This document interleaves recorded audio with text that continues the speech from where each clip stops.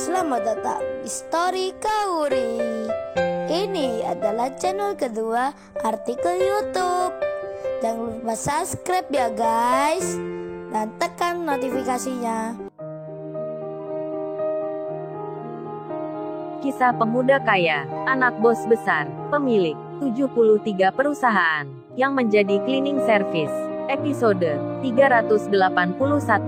Lisa, yang nampak dalam kesedihan, sedang bimbang dalam pekerjaan. Lisa yang resah, ia pun kini kembali ke tempat kerjanya untuk memberikan roti pesanan. Kemudian ia bilang, "Mbak, ini rotinya, hanya ada satu." Staf itu pun menjawab, "Ya sudah, nggak apa-apa, kamu kembali saja." Kemudian Lisa yang berdiri, ia hendak akan berjalan ke tempatnya semula. Namun sebelum itu, dilihatnya cleaning service yang lagi bersih-bersih di tempat kantor ini.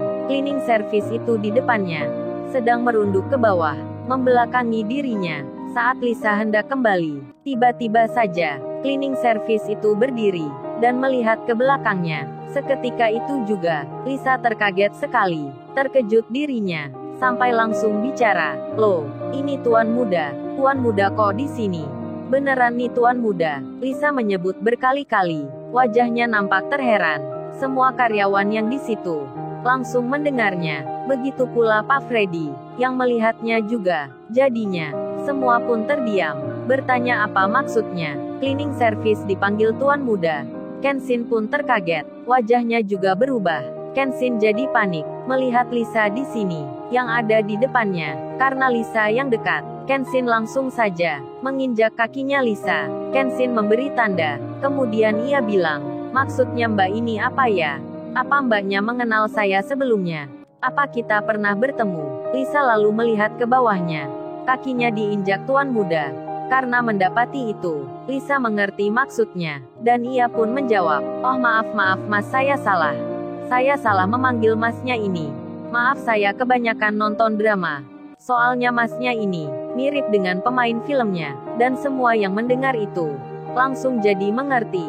Ternyata pekerja wanita ini hanya menghayal saja, keseringan nonton TV, dan pegawai di situ pun melupakan hal itu. Mereka pun bekerja lagi. Begitu pula Pak Freddy, yang melanjutkan bicaranya dengan staf di situ. Kemudian Lisa kembali ke tempat duduknya, ada di pojokan pintu. Ia sedang bersiap menunggu perintah lagi. Saat itu Kenshin bertanya-tanya, mengapa Lisa ada di sini? Apa ia sudah tak kerja lagi di tempatnya yang semula? Begitu pula dengan Lisa, yang berpikir sama. Mengapa Tuan Muda kok bisa ke sini, bekerja di tempat ini? Ada apa maksudnya? Lisa belum mengerti akan tujuan Kenshin. Meskipun demikian, ia memahami ada rahasia yang ditutupi. Kemudian, Pak Freddy atasan itu keluar. Beliau kembali ke kantornya sendiri. Kenshin pun melanjutkan kerja. Ia memungut sampah dari plastik-plastik karyawan. Setelah salah satu atasan tak ada di situ, maksudnya Pak Freddy tersebut, pegawai wanita yang di situ sudah mulai bicara, sudah berani bercanda. Salah satunya menyapa Kenshin, Ini Tuan Muda lagi ngapain? Kok Tuan Muda ada di sini?" "Beneran ini Tuan Muda, tapi kok cleaning service ya? Haduh, ternyata ini Tuan Muda palsu, yang mirip di TV, alias Tuan Muda KW. Hahaha." Semua pun tertawa, menertawakan hal itu. Staf wanita itu menyindir Lisa, yang tadi salah menerka, sekalian mengolok Kenshin, yang kerja cleaning service, dimasukkan oleh Pak Freddy. Kenshin yang mendengar itu, nampak tersenyum saja. Kenshin malah suka dibuat candaan seperti ini. Namun tidak dengan Lisa. Meski ia tersenyum, Lisa berbisik di hati, "Entar juga kalian tahu siapa cleaning service itu." Dan Lisa melihat Kenshin, yang lagi bekerja, benar-benar membersihkan kotoran, menyapu-nyapu lantai. Lisa pun tak mengerti, ternyata Tuan Muda ini orangnya sederhana sekali, mau kerja begitu, meski dirinya orang kaya. Dan Lisa tak menyangka akan bertemu seperti ini. Namun kehadiran Kenshin di sini telah membuatnya merasa tenang, tak resah seperti sebelumnya. Kemudian, Lisa dipanggil lagi oleh staf pegawai di situ. Lisa disuruh fotokopi, dan ia pun menghampiri. Di sela itu Kenshin keluar untuk membuang sampah kotoran. Saat Lisa di luar pintu, Kenshin pun bilang, "Oh ya Mbak, entar waktu istirahat. Aku mau bicara sebentar. Kita ketemuan di luar perusahaan. Di warung pojokan depan." Lisa pun menyahut, "Baik Tuan Muda." Kenshin menjawab, "Oh ya Mbak, jangan panggil itu lagi. Panggil nama saya saja. Entar aku mau bertanya. Kalau di sini nggak memungkinkan. Dan ingat ini rahasia. Jangan beritahu ke siapa-siapa." Lisa menyahut, "Baik Mas Kenshin. Entar saya ke sana." Kemudian Kenshin pun pergi. Lisa juga sama, menuju ke arah lain. Setelah 2 jam berlalu, waktu istirahat pun tiba. Perusahaan ini kedatangan tamu. Mobil-mobil masuk ke tempat itu. Dan terlihat staf di sini membuka pintu. Pak Freddy pun demikian. Beliau ada di situ. Dan keluarlah orang dari mobil tersebut. Semua staf di sini menghormati. Begitu pula Pak Freddy yang menyambutnya. Rupanya yang datang ini adalah pimpinan tertinggi, seorang bos utama yang punya banyak perusahaan. Beliau itu ke sini bersama orang kepercayaannya, termasuk juga anaknya yang bernama Rizky, seorang pria muda yang punya jabatan tinggi, ikut pula ada di situ. Rombongan itu pun berdiri di halaman utama perusahaan, dan tentu saja staf karyawan yang di sini sudah banyak yang tahu. Yang berkunjung saat ini adalah bos tertingginya. Kemudian, di saat istirahat itu, putrinya Pak Freddy lewat. Ia bersama teman-temannya akan makan bersama. Wanita muda yang cantik itu sempat menyapa ayahnya, dan Rizky pun melihatnya. Bahkan semenjak 1 bulan yang lalu, Rizky sudah ada rasa diam-diam menaruh cinta karena putrinya Pak Freddy itu memang cantik sekali. Rizky makin tertarik, namun belum bicara, mengutarakan maksudnya. Lalu kemudian, setelah anaknya Pak Freddy berlalu, lewatlah Lisa pegawai baru, yang berjalan keluar perusahaan, dan Freddy pun melihatnya. Lantas ia bertanya, "Siapa wanita itu? Kok baru dilihatnya?" Staf di situ pun menjawab, kalau wanita itu bernama Lisa, pekerja office girl di sini. Wanita pesuruh kantor, yang belum seminggu kerja. Mendengar hal tersebut, Rizky pun senang. Hatinya jadi suka. Ia punya rencana akan mendekati Lisa. Lalu Rizky pun berjalan bersama orang penting lainnya menuju kantor utama. Singkat cerita, Kenshin bertemu Lisa saat ada di warung pojokan. Lisa itu bicara, telah menyesali atas kejadian kemarin. Dan Lisa pun bercerita kalau sudah dipecat kerja dari tempatnya yang semula. Bahkan ia banyak masalah.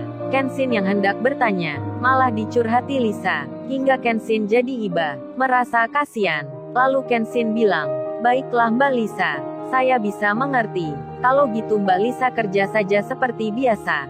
Untuk masalah Mbak Lisa itu, entar aja belakangan. Nggak usah dipikirkan."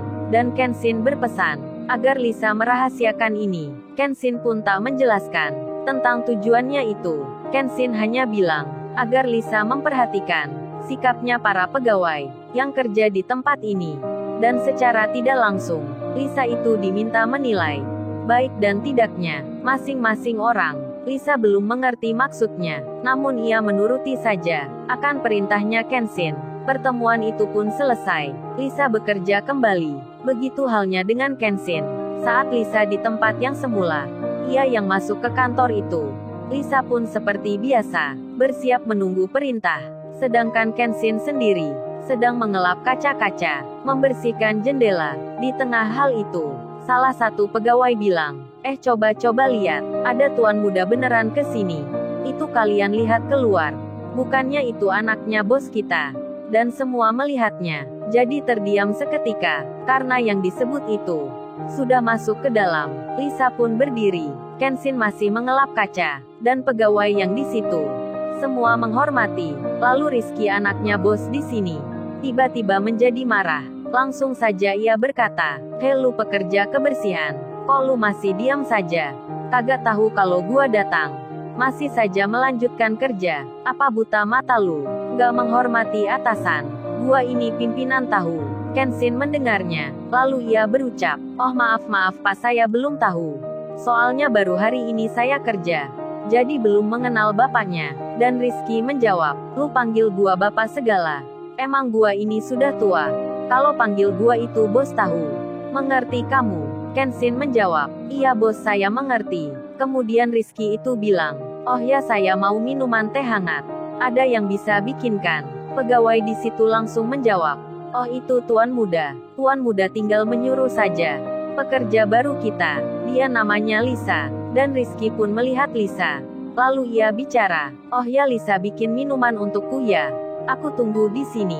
Jangan lama-lama. Lisa pun mengiyakan. Dan segera dibikinkan. Setelah itu minuman datang. Lisa memberikannya. Saat sudah diminum, Rizky itu bilang, kamu pandai juga ya bikin teh ini.